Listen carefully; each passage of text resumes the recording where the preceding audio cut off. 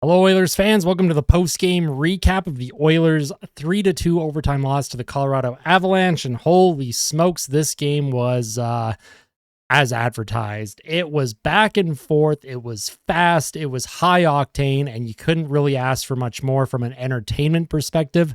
But from an Oilers fan perspective, I think the Oilers had a little bit more they could have given, and they ended up just a little bit short. But this could be a Western Conference final preview, and if it was, oh boy. The NHL is very lucky to have these two teams going up against each other. Aside from some pretty shoddy officiating, I actually thought this was a very good game from both clubs. But let's get into the post-game recap here. First period, it was a great pace early on. Draisaitl misses just on a one-timer. McDavid almost scores on a wraparound. Oilers had good pressure early on. Makar got shaken up, but he ended up being okay. Skinner with a good save on Walker. And remember Sean Walker's name because he's going to be appearing in this post-game recap a few times here.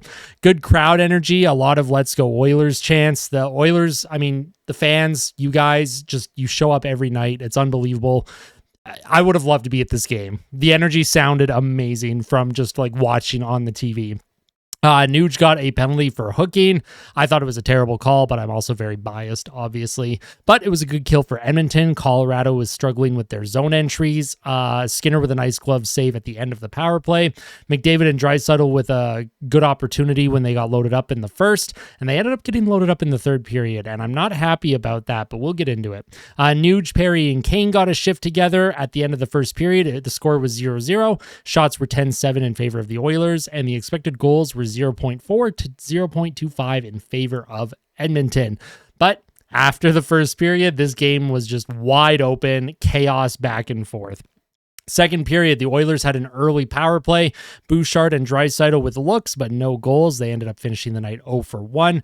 Druin then gets a penalty shot not long after. Nuge hooked to Druin on a breakaway, but Skinner made a big save on the penalty shot. Nuge was then stoned in front twice. Foegele was stopped on a good chance. Now let me just flip my page here, all my notes. McDavid was stopped on a rush shot. Skinner had a really good save on McKinnon. And Skinner, listen, I hope there's no fans out there blaming Skinner for the loss tonight. I thought Stuart Skinner played amazing tonight. Kane hits the bar from Brown. It was just incredible action back and forth. And then Walker ended up scoring for Colorado on a 2-on-1. It was 1-0 for the Avs. He got free from Draisaitl, and Brett Kulak made a not great pinch in the neutral zone. I saw a lot of fans blaming Cody Ceci, and listen, there's a conversation with Cody Ceci usually most nights, but that was on Brett Kulak in my opinion. Skinner then makes a big save after a terrible giveaway by Desharnais. And then Colorado had too many men, but it was not called for some reason. Kane then got put with Carrick and Henrique for a shift. I'm not sure what was going on there. Colorado had 13 of the last 16 shots on goal up to this point in the game. The Oilers, I felt, were struggling just getting the puck out of the zone, clean exits, skating the puck out, trying to get into Colorado's zone. Colorado was really shutting things down. McDavid was then hooked, and there was no call. Skinner had a good save on Cogliano, and then Manson and Desharnais exchanged fisticuffs. They got 5 each for fighting near the end of the period. End of 2, 1-0 Colorado. Shots were 23-19 in favor of the Avs, and the expected goals were 1.7 to 1.5 in favor of the Oilers. Now, third period. McDavid and Draisaitl, they got loaded up, and I don't know why Knobloch keeps doing this. Every single coach in Edmonton seems to just load up Connor McDavid and Leon Draisaitl. I don't know why. Please just keep them separate, because Draisaitl with Foegele and McLeod, that is a good line, and McDavid with Hyman and Nugent-Hopkins, that is a great line. But it just seems like whenever Edmonton is down in the third period, they get loaded up, and it kind of worked out, but not quite the way I think we wanted it to tonight. Hyman scored, but it was kicked in, of course, so the score remained 1-0 Colorado. Bouchard was then taken down with no call. Foegele then tips it home off a shot from Bouchard. That one did count, so it was 1-1. Bouchard with the initial shot. Great pressure from Edmonton. I thought the Oilers came out flying in the third.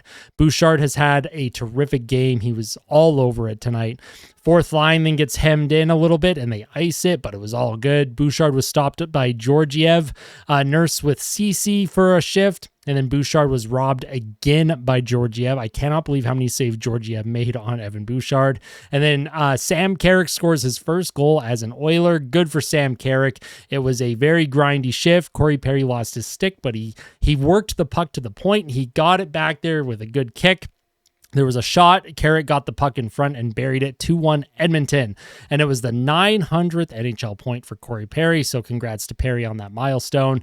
Nathan McKinnon then hits the post. This third period was unbelievable. And then Sean Walker ties it with his second of the game for the Avs. It was 2-2. Hyman then gets interfered with and no call. And then not long after that, Matthias Ekholm was hauled down in the neutral zone and there was no call. I cannot believe the officiating tonight. I am just completely over it.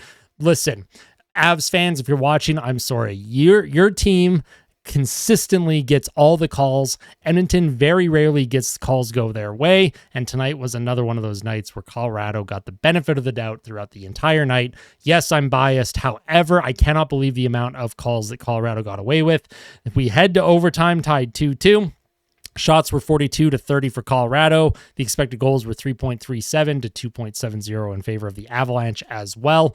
Now, in overtime, McDavid was stopped by Georgiev early. Nuge was stopped on a breakaway, and it was an unbelievable pass by Draisaitl. And then Colorado had too many men, but they did not call it. Stuart Skinner then stops McKinnon in close, and then Arturi Lehkonen wins it with 0.5 seconds to go. McKinnon in the corner feeds it out front. Lehkonen gets it in. He gets the shot, and it goes through Skinner just under his arm. Colorado wins it 3-2 in overtime. The final shots on goal were 43-34 in favor of Colorado. The final expected goals, 3.9 to 2.95 in favor of the Avalanche. Now, my personal 3 stars of the night. I'm super biased. I always go with the Oilers. So, first star, I'm going Evan Bouchard. I thought he had a terrific game for Edmonton. One of the best games I've seen Evan Bouchard play all year. Second star, I gave to Stuart Skinner. Yes, he got the loss, gave up 3 goals. Not his fault. I thought Stuart Skinner played amazing. He stopped 40 of 43 shots. He had almost 1 goal saved above expected tonight. Stuart Skinner played phenomenal hockey. Very unfortunate goal at the end of the game there.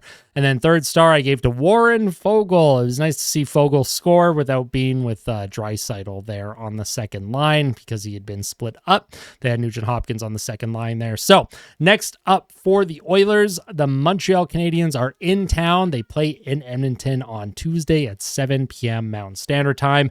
And that's another game that I'm very much looking forward to. I find Habs and Oilers games are always very exciting. Crowd energy is always through the roof. And so Oilers fans, what did you think about the game tonight? Did you think Edmonton held their own against one of the league's best teams? Colorado is a terrific team. They have now won 6 in a row. Edmonton's small winning streak of 2 games was cut short tonight. However, the Oilers do get a point in overtime. The Canucks lost, so Edmonton does gain a point on the Canucks, and they also gain a point on the LA Kings, who lost in regulation tonight as well. So the Oilers, they're looking really good in that second place position in the Pacific Division. Let me know your game thoughts in the comments section below. As always, if you like these videos, make sure you hit like. If you really like them, make sure you hit subscribe. And I'm looking forward to the day after discussion tomorrow. I hope you all have a wonderful and safe Saturday night, and I will see you guys tomorrow. Take care.